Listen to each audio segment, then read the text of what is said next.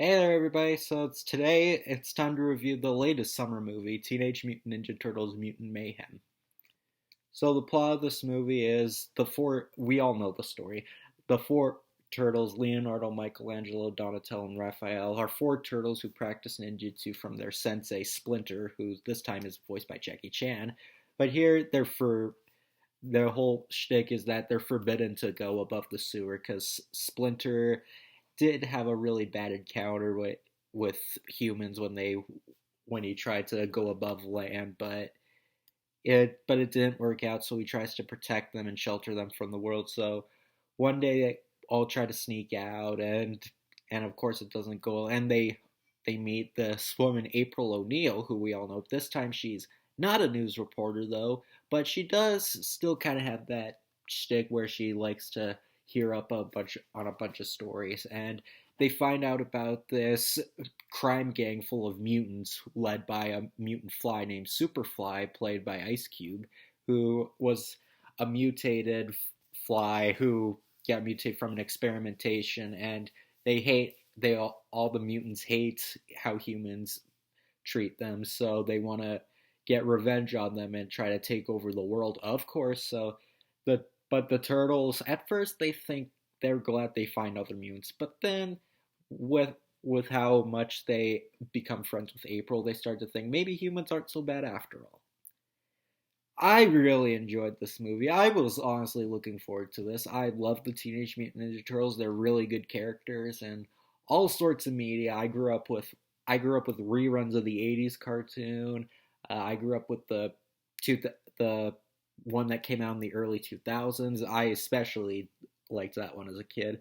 And even like years later, I grew up with like the other cartoons and I've seen all the movies. I haven't really read any of the comics, but sometime I actually do want to try and get the original comics when I can. If they're, I'm sure there's like collector's editions available, so hopefully I might want to try read the original stories to how it all started. So I'm very fond of this franchise, and as a fan, I did really like this movie.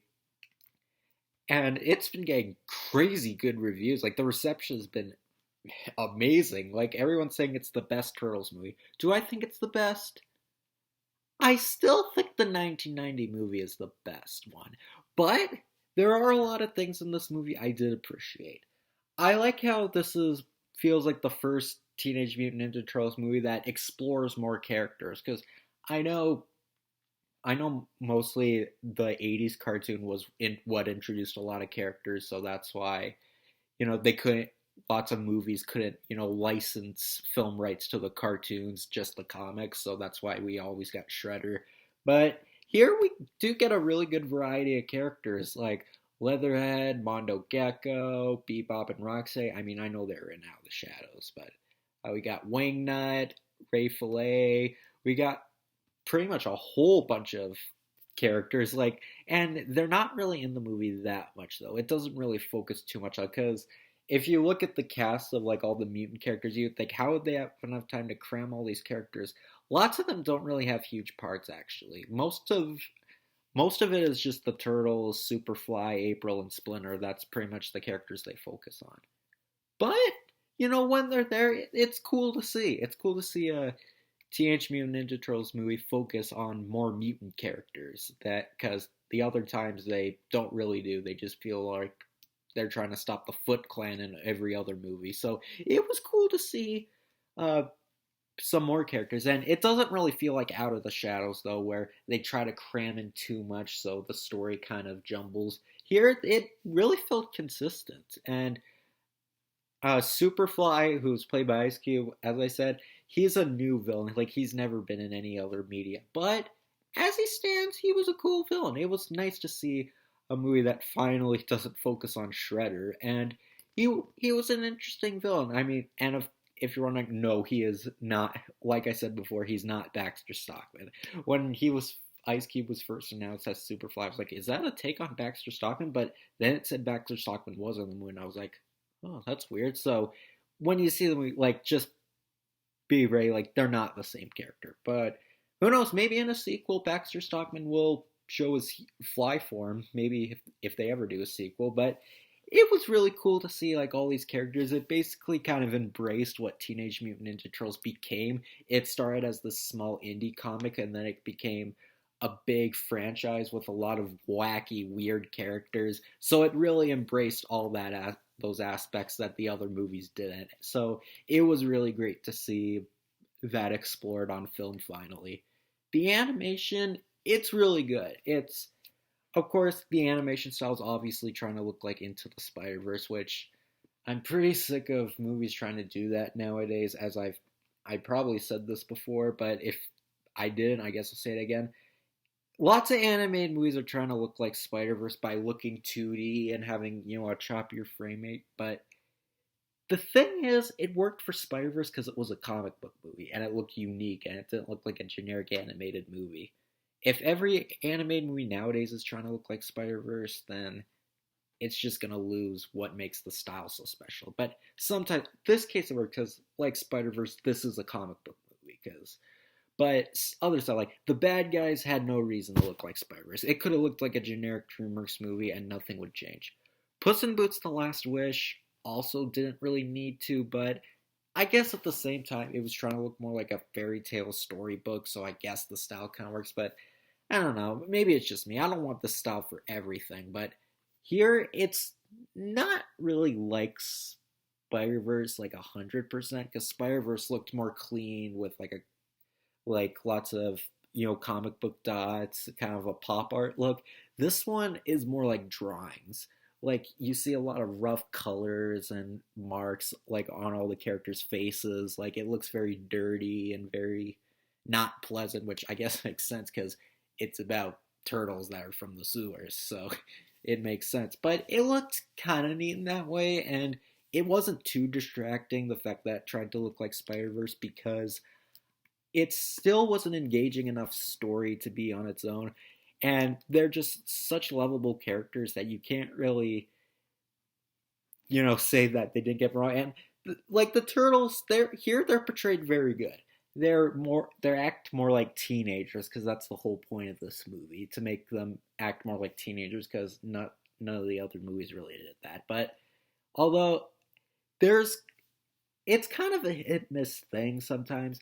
On the one hand, like I do like how Leonardo like actually tries to be the responsible one. He's the one because he's the leader, he's the level-headed one. So lots of scenes you do see him like that. But the other times, lots of the turtles just try to act goofy. And aside from the 2012 series, I don't think any Teenage Mutant Ninja Turtles media portrays the turtles with different personalities. They all kind of act the same. Like Raphael is always supposed to be the mean one, and in the 2012 series, it is probably the only time he's ever portrayed as angry and mean. So, which is why I think that's debatably might be one of the best adaptation. But I mean, I like the 80s cartoon and even like the 90s movies. Well, not the third one that sucked.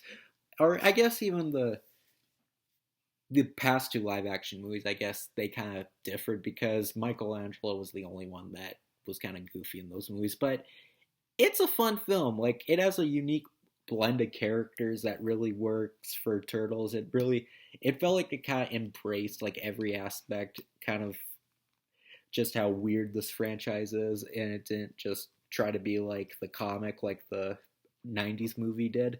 But that made it really fun. It was really interesting to see, and I really had a fun time with it. It was a little too short though. That's kind of my only complaint. The movie was like, I don't know, like an hour and a half, 80 minutes, somewhere down there. I thought it was really short. Like it's a superhero movie. Like maybe it could have been like 20 minutes longer or something. It didn't have to be 2 hours, but like maybe it just could have been like, like speaking of Spider-Verse, maybe like around the same time, or maybe not as much as Across the Spider-Verse, but Into the Spider-Verse. Like it could have been a lot longer, I think, because there was a lot of engaging things in this movie that really hooked me as a Turtles fan, and it really made it a fun experience. And I think it's very fun. It's doesn't top the 1990 movie, but I think it is a really fun film.